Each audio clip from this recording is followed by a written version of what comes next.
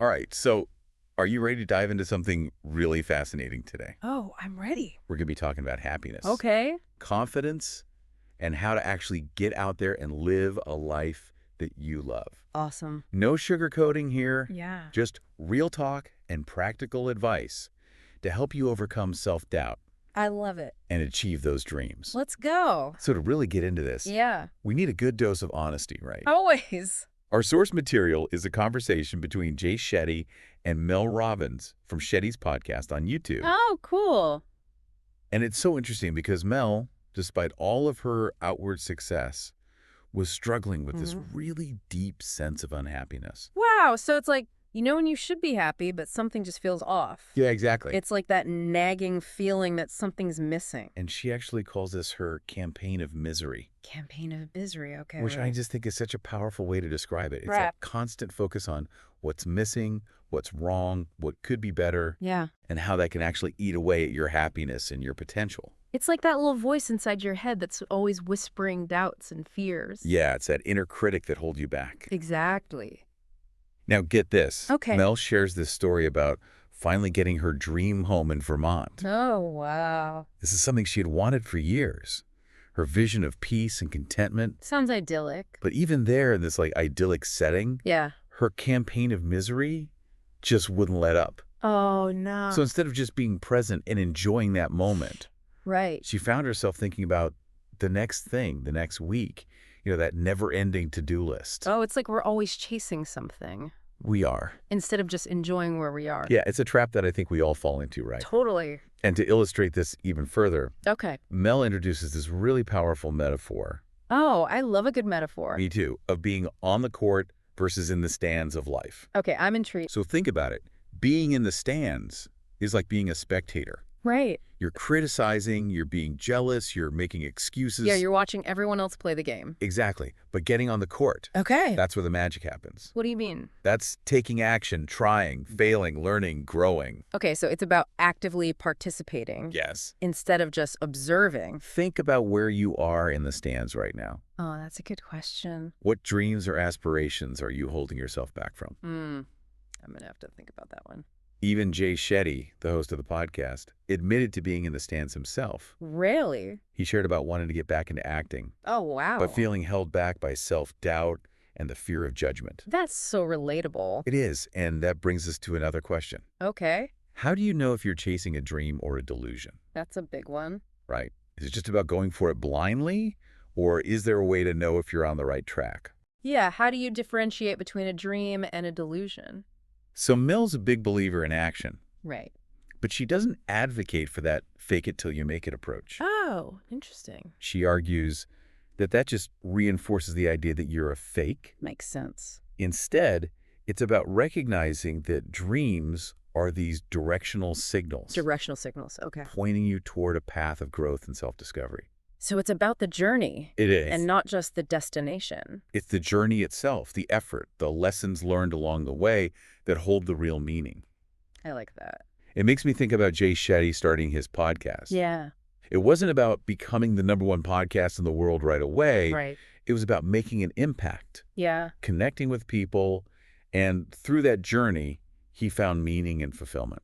So instead of getting so caught up in achieving that end goal, Exactly. ask yourself, what's the real dream behind the dream? I love that. What's the deeper motivation driving you? Because often we get so fixated on the outcome. Right, the awards, the accolades, the perfect relationship, Yeah, all of that. that we forget to enjoy the process, the learning, the growth that happens along the way. It's about finding that thing that lights you up inside, That spark. that makes you feel alive and Yeah. pursuing it with passion and intention. I love that. And speaking of intention, Okay. let's talk about confidence. Right. We often think we need to feel completely confident before we can take action. Yeah, like we need to have it all figured out. Right, but Mel challenges that notion entirely. Oh, really? How so? She believes that confidence isn't about feeling 100% ready. Okay. It's about the willingness to try. It's about embracing the unknown. It's about embracing the fact that you might make mistakes along the way, Right? that you might stumble, you might even fall flat on your face. It's part of the process. But it's through those experiences that you learn and you grow. Yeah, you can't let fear hold you back. I love this 60% rule she talks about. 60% rule. What's that? If you feel 60% qualified or capable, just go for it. Don't wait for perfection. Don't wait for perfection. Take action and learn as you go. I love that. And when those pesky feelings of self-doubt creep in, Oh, yeah, they always do. and you find yourself hesitating, Uh-huh. that's where her famous 5-second rule comes into play. Oh, tell me about that. You count down from 5. Okay. By the time you hit 1, Yeah. your brain is focused on the counting, Right. and you have this tiny window to just move, to take action. That's brilliant. It's so simple, but it's surprisingly effective It's like a little mental trick. to break through that procrastination and self-sabotage. I'm going to try that. I think you should.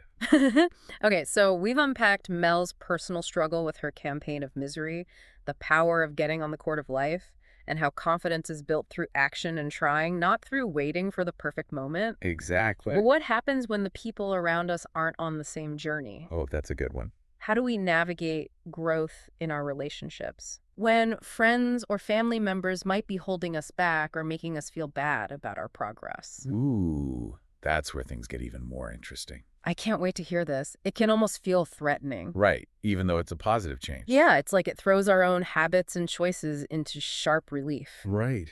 So Mel actually shares this really personal story about her husband, Chris, Ooh, who decided to stop drinking. good for him. And here's the surprising part. What? She found herself resisting his positive change. Resisting it? Yeah, it's actually a pretty common reaction. Really? Yeah, when someone close to us changes, it can trigger our own insecurities Okay. and make us question our own choices. Makes sense. It can even make us feel like we're being judged. Right, or like we're not good enough. Exactly. So how did that manifest for Mel? Well, she admits that she actually tried to sabotage Chris's efforts. No way. Oh, yeah, she even asked him to have a glass of wine with her Wow. when she knew he was committed to not drinking. That's tough. I know, right? So what happened? Well, her husband's response was a real wake-up call. Oh, I bet. He said, "Nobody cares what's in your glass but you." Oh, wow. Yeah, that must have been eye-opening. It really puts things into perspective. It made her realize that she was uncomfortable Yeah. because his positive change was forcing her to confront her own choices. That's so insightful. It is, and I bet a lot of listeners can relate to that. Totally. It's like when someone else's growth shines a light on our own areas where we might be stuck. Exactly. And here's where Mel's advice gets really practical. Okay, I'm ready for some practical tips. She says the best way to support someone else's growth, Huh? whether it's a partner, friend, or family member, Yeah, is to focus on your own. really. Just focus on your own growth. Well, lead by example. Okay, Let your own positive changes inspire them. that's interesting. Yeah, and she also emphasizes the importance of asking open-ended questions. Instead of giving unsolicited advice. Exactly. So instead of saying, you should do this, right, try asking, how can I support you? Yeah. Or what are you working on right now? That's great advice. It's about creating a space of non-judgmental support and understanding. It's about really listening. Right. Sometimes the best way to support someone is simply to listen. We often just need someone to hear us. Exactly. Without judgment or trying to fix us. It makes you feel truly seen and heard. Okay, now think about this. Right. Have you ever felt that pang of being behind in life? Oh, absolutely. Whether it's compared to friends, siblings. Yeah, or even strangers on social media. Oh, especially social media. It's like that constant comparison game. It can be so toxic. It feeds our insecurities and makes us question our own path. It takes you out of the game entirely. What do you mean? It's like sitting in the stands and focusing on everyone else's performance Right. instead of getting on the court and playing your own game. I love that analogy. So how do we break free from that comparison trap? Yeah, how do we stop comparing ourselves to others? Mel suggests a really interesting exercise. Oh, tell me about it. She calls it Happy Me. Happy me, okay. Basically, you compare your current life to a time you felt genuinely happy and confident. So, like, what was I doing differently back then? Exactly. What brought me joy? What made me feel alive? Were you exercising more? Maybe. Spending more time with loved ones? Possibly. Engaged in a hobby that made you feel alive? I love that it's like looking back and identifying those specific actions and habits Right. that we can start to incorporate back into our lives. It's a reminder that happiness and confidence are often found in the small, everyday choices we make. It's about those micro adjustments that can lead to macro changes over time. Absolutely. Speaking of influences, Okay. Mel also dives into how our childhood experiences can impact our adult lives. Oh, interesting. This concept of ghosts in the nursery, Ghosts in the nursery. it's really fascinating. What is it? It's about how patterns from our upbringing can unconsciously influence our behavior as adults. So it's like those things that we learned as children. Right, like feeling anxiety or insecurity in certain situations. Even if we don't consciously remember the specific events Yeah, exactly. from our childhood, Yeah. that might have triggered them. It's like those patterns are running in the background. Right, without us even realizing it. And Mel emphasizes that recognizing these patterns is the first step to breaking free from them. So awareness is key. Absolutely. She also highlights the importance of separating from our parents' expectation Oh, that's a big one. and creating our own definition of success and happiness. It's about acknowledging that we are not responsible Right. for fulfilling their unfulfilled dreams Or living according to their values. if they don't align with our own, It's a process of individuation and self-discovery, which can be challenging but ultimately liberating. because we get to define what success and happiness look like for us. Yes, not based on someone else's blueprint. And sometimes that means making choices that might disappoint others, but ultimately lead us to a more fulfilling life. It's like taking ownership of the steering wheel I love that. and choosing our own destination It speaks to the power of autonomy. and creating a life that feels authentic and meaningful to you. Exactly. Speaking of you taking the wheel, Okay. Mel observes that women, in particular, often struggle with self-doubt and perfectionism, Oh, that's interesting. which can hold them back from pursuing their dreams. Why do you think that is? Yeah, is there something specific that contributes to this?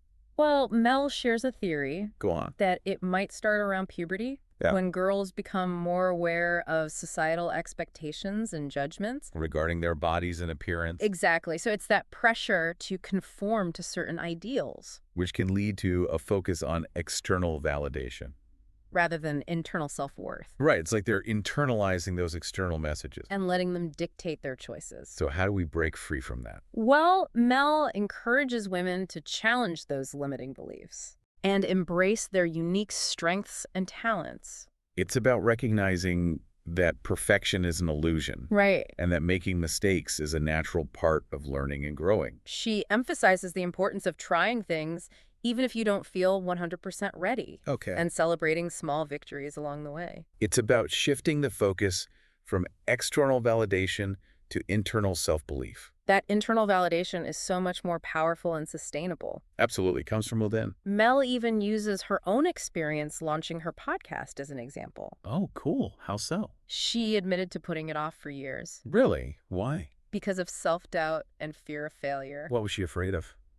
Well, she was afraid she wouldn't have anything unique to say, Right. or that it was too late to enter the podcasting world. Or that she wouldn't be able to attract guests? Exactly, but eventually she decided to take the leap and get on the court, and guess what?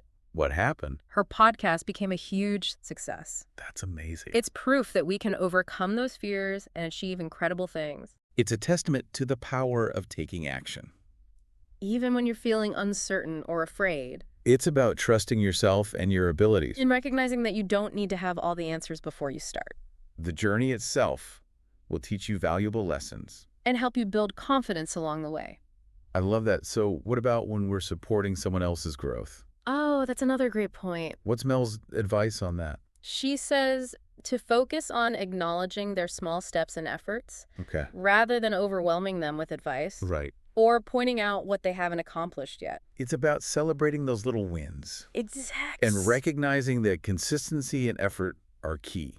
To achieving any goal. Makes sense. Did she have any personal experiences with that? She admits that she used to make this mistake with her own children and husband. Really? How so? She would get so excited about their progress Ah. that she would bombard them with suggestion Oh, I have been there. or point out what they could be doing better. Yeah, I can see how that could backfire. Yeah. It can make the person feel discouraged. Like their efforts aren't enough. Exactly. So instead of saying things like, you should be writing more songs, Oh. try saying, I'm so proud of you for finishing that new song. Right. It's a subtle shift. But it makes a huge difference. It's about creating an environment of support and encouragement. And remember, This applies to ourselves, too. Oh, that's a good point. We often hold ourselves to impossibly high standards. And forget to appreciate the progress we're making. So be kind to yourself. Okay. And acknowledge the steps you're taking towards your goals. No matter how small they may seem. That self-compassion is so important. It fuels our motivation. And helps us stay resilient in the face of challenges. Think about it. It's so easy to get caught up in the big picture. And forget to appreciate those small daily actions. That contribute to our overall happiness and well-being. We get so focused on achieving some future goal. That we miss the beauty and joy of the present moment. Which brings us back to Mel's point about happiness being a journey. Not a destination. It's about finding joy in the process. The effort, the small wins along the way. So instead of saying, I'll be happy when, Yeah. we can choose to be happy now, in this moment. Regardless of our circumstances. It's a powerful mindset shift. That can transform our entire experience of life.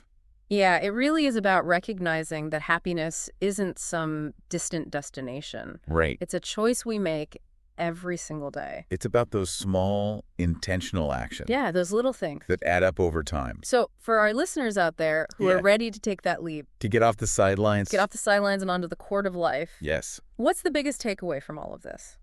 Well, it's actually pretty simple. Okay. Happiness, confidence, and personal growth. Yeah. They're not things that just happen to you. Right. They're active choices you make every single day.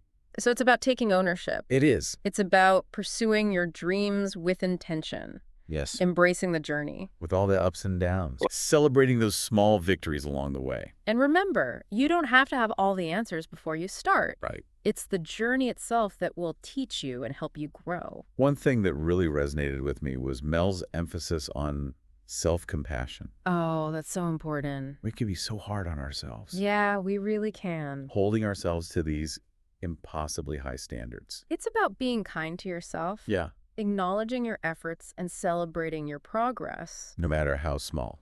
Exactly, because those small steps eventually lead to big transformations. They really do. Now, when you find yourself feeling stuck or hesitant, Okay.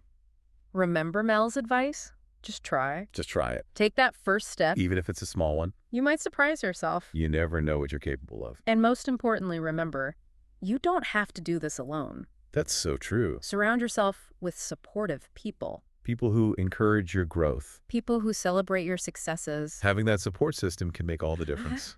So as we wrap up this deep dive, Okay. I want to leave you with a final thought. Right. What is one small action you can take today to get on that court of life Yes. and move towards a more fulfilling and joyful existence? It could be anything. It really could. From starting that creative project you've been putting off. Right. Reaching out to a friend you haven't spoken to in a while. Yeah. Or even just taking 5 minutes to sit in silence and appreciate the present moment. Those little moments of peace. Whatever it is, choose to take action today and start creating the life you truly desire. We'd love to hear your thoughts and insights. Yes, share them with us. Share your takeaways from this deep dive and join the conversation. We'll be here. Until next time, keep diving deep and keep growing.